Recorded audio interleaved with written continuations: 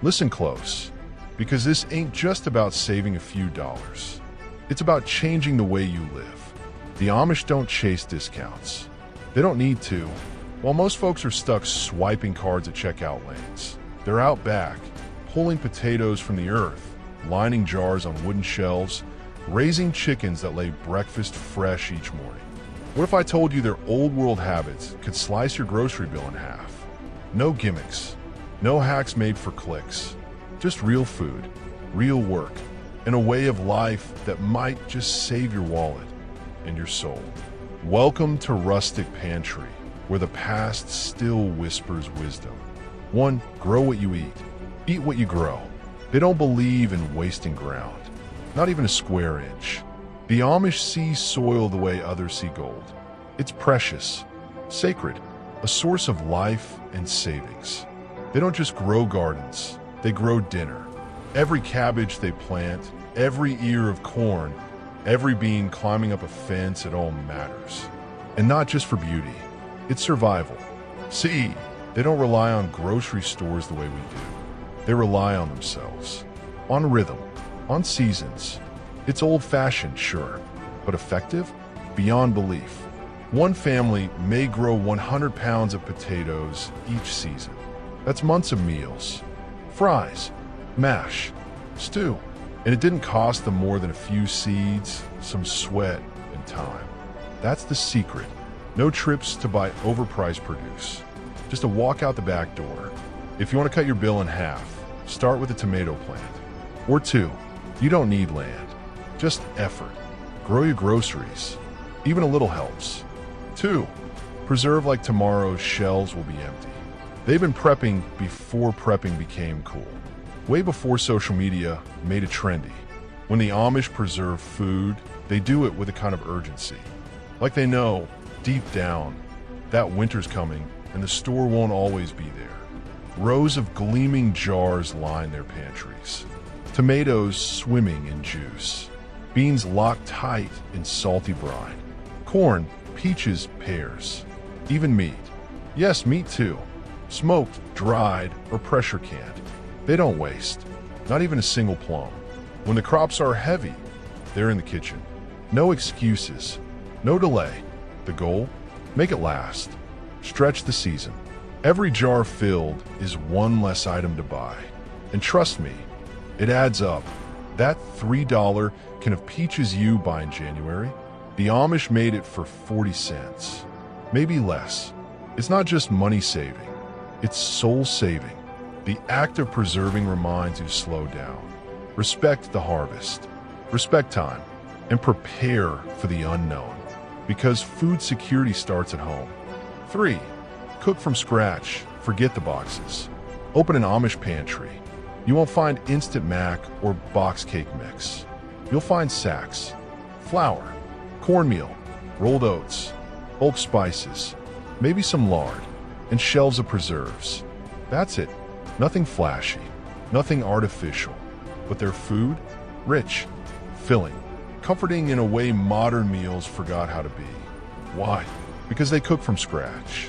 Every pie, every stew, every crust of bread, they make it with bare hands and simple tools. That habit, this refusal to buy ready-made meals, it's what saves them thousands over a year. Think about it. A homemade pizza costs maybe $2. A frozen one? $10 easy. Maybe more. Do the math. Then multiply by weeks. Then months. Cooking from scratch ain't just healthier. It's smarter. Sure, it takes time. But time is what the Amish have. And in that time, they've discovered a secret. Savings hide in flour sacks. In soup bones. In the quiet art of baking your own bread. 4, buy in bulk. Store like a squirrel. Big bags. Bigger barrels.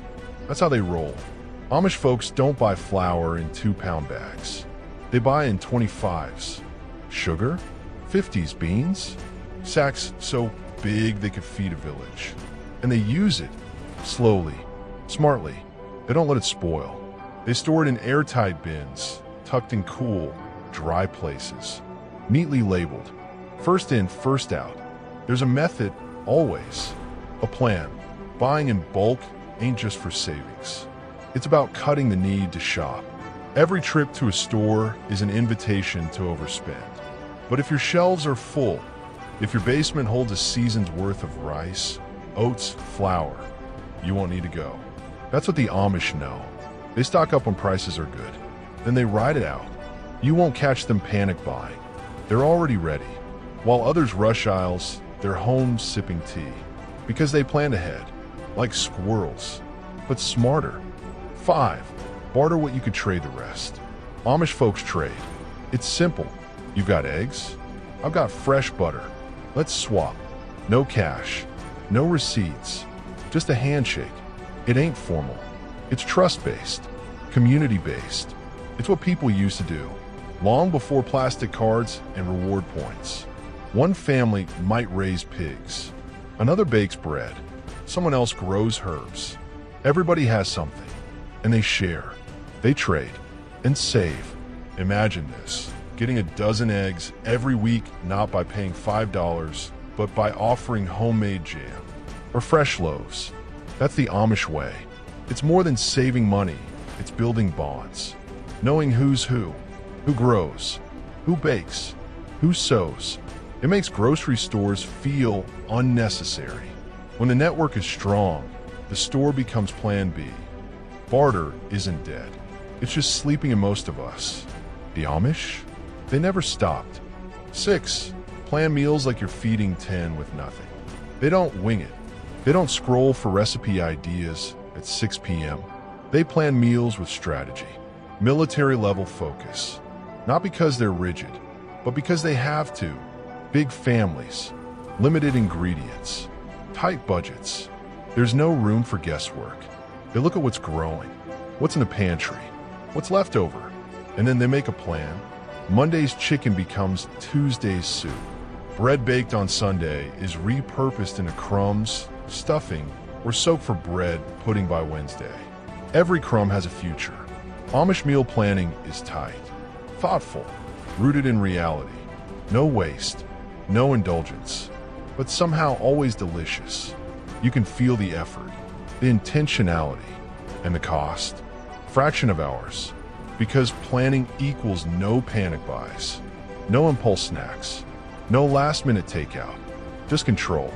Real, grounded control. 7. Avoid brands. Trust ingredients. Brand names? The Amish don't bother. They don't chase logos or flashy packaging. They chase ingredients. A sack of unbleached flour. A block of cheese. That's enough. No ads. No influencer codes. Just food. You won't find Doritos in their cupboards. But you will find kettle-cooked chips made from potatoes they grew. Or popcorn they shell by hand. They see through marketing. They don't need a cartoon tiger to tell them what's great. They read labels. Or skip them entirely and make it at home. This mindset of choosing basics over brands, it's powerful. Every time you skip a name brand box and choose generic, or better yet, homemade, you save, not just cents, sometimes dollars. And over a year, that pile of savings can buy seeds, or chickens, or firewood, things that matter. 8. Raise what you can, even if it's just chickens. Amish families treat their backyards like grocery aisles. Chickens? They're not pets. They're breakfast. Eggs by the dozen. Every day. Goats? That's milk. Cheese. Even soap. Some raise ducks, rabbits, or even beef cattle. But it doesn't start there. It starts small, with 2 hens, a coop, a little feed. Suddenly, no more egg cartons to buy. That's how it begins. Over time, your protein costs drop dramatically. The Amish figured out that if you feed the animals feed you. It's a circle, a simple one. Modern folks think it's hard, complicated, but it ain't. It just takes patience and care. The savings? Massive, especially when store prices rise. While others panic about egg shortages, the Amish collect theirs fresh, still warm. Every morning. 9. Use everything. Waste is a sin. You think they throw out leftovers? Not a chance. They reuse everything. Potato peels, soup stock, chicken bones, broth, stale bread, croutons. They stretch food until it can't be stretched no more.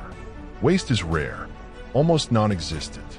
It's not just thrift, it's a moral code. Food is a gift. You don't waste gifts. Even scraps have value. Even grease. Even bones. If it can't be eaten, it feeds animals. Or gets composted. Nothing ends up in the bin. This is how their grocery bill stays low. Painfully low. Because when you waste nothing, you don't need to buy more. You just work with what's already there. The rest of us? We toss too fast. Assume it's gone bad. The Amish know better. They watch, smell, repurpose. They give food a second life. Sometimes a third. 10. Lives simple. Shop rare. Eat full. That's the real hack. The ultimate secret. Amish life ain't about pinching pennies. It's about choosing peace. Quiet. Simplicity. They buy less because they need less. Because they want less. And in doing so, they save more than money. They save sanity. They eat home-cooked meals. Sit at full tables. No devices. No distractions. Just food. Made from scratch. Shared with care. And you know what? That kind of life, it feeds you more than any store ever could.